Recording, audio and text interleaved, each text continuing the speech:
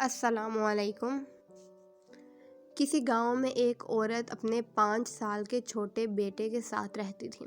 کچھ ماہ قبل اس کے شوہر کا انتقال ہو گیا تھا، لہٰذا یہ عورت اپنے اکلوتے بیٹے کی تعلیم و تربیت کے لیے خود ہی لوگوں کے گھروں میں کام کرتی، ان کے برتن مانجتی، کپڑے دھوتی اور ان کے بڑے بڑے گھروں کو یہ اکیلی عورت تنہا صاف کرتی، صرف اس لیے کہ اس کے بیٹے کی کسی چیز میں کوئی کمی نہ رہ جائے۔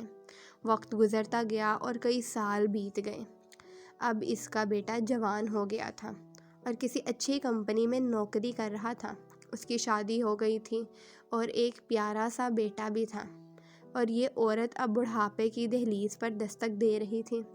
بیٹا شادی کے بعد اور نوکری ملنے کے بعد ماں کا احترام کرنا تو دور کی بات، اس کے ساتھ ڈھنگ سے بات بھی نہ کرتا تھا۔ اس بوڑھی عورت کی زندگی میں صرف اتنا فرق آیا تھا کہ پہلے یہ غیروں کے برتن اور کپڑے دھوتی تھی، اب اپنی بہو بیٹے کے جوٹے برتن دھو رہی تھی۔ پہلے یہ دوسروں کے گھروں کی صفائی کرتی تھی، اب یہ بہو کے ہوتے ہوئے بھی اپنے گھر کی صفائی کرنے پر مجبور تھی۔ خیر جو بھی تھا، لیکن تھی تو یہ ایک ماں۔ اپنے بیٹے کی خوشی کی خاطر وہ ہر دکھ جھیلنے کو تیار تھی۔ بیٹے کے پاس دولت کی کمی نہ تھی، اللہ کی دی ہوئی ہر چیز اب اس کے پاس تھی، لیکن ماں کو اس کے نے گھر کے ایک الگ کمرے میں چھوڑ رکھا تھا، جہاں موسم کی شدت کو روکنے کے لیے کوئی بندوبست نہ تھا۔ کئی دنوں کے بعد جب کبھی وہ اس کے کمرے میں جاتا تو صرف ماں کو گزرتے وقت کی محرومیاں یاد کروا کر طعنے دیتے اور لڑنے جھگڑنے کے لیے۔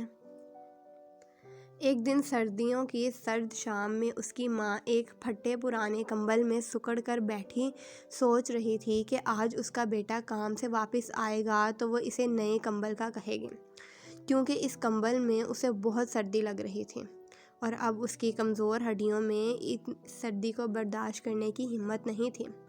اسے 100% یقین تھا کہ اس کا بیٹا بڑے پیار سے اس کی یہ ضرورت پوری کرے گا۔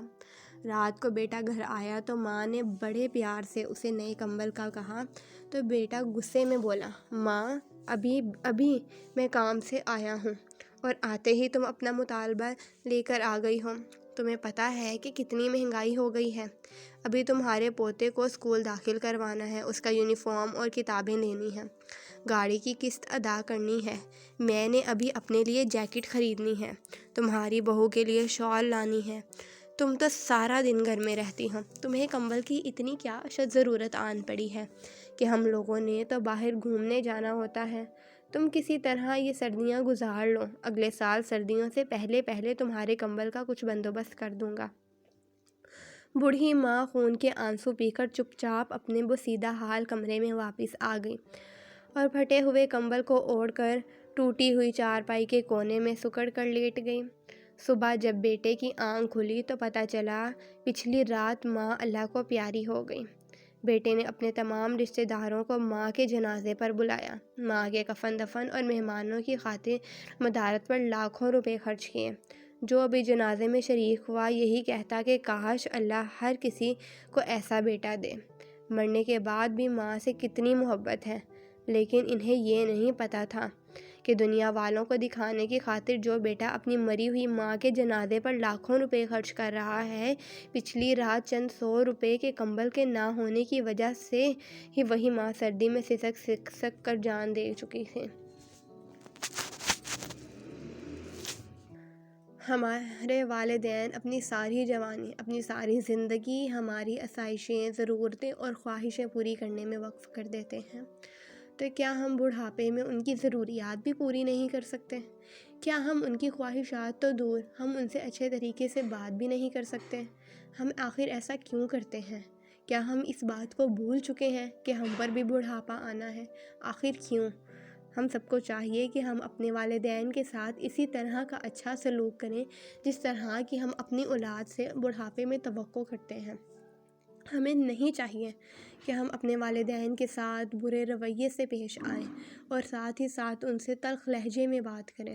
اگر آپ کو میری یہ بات ذرا سی پسند آئی ہے یا آپ کی زندگی پر اثر ڈالتی ہے تو اس پر عمل درآمد کریں۔ اگر آپ کو میری یہ کہانی اچھی لگی ہے تو میرے چینل کو سبسکرائب کیجیے، لائک، شیئر اور کمنٹ کیجیے، اور ساتھ ہی ساتھ بیل آئیکن کے بٹن کو پریس کیجیے تاکہ میرے آنے والی ہر نیو ویڈیو کا نوٹیفیکیشن آپ کو ملتا رہے۔ اللہ آپ کا حامی و ناصر۔ اللہ حافظ۔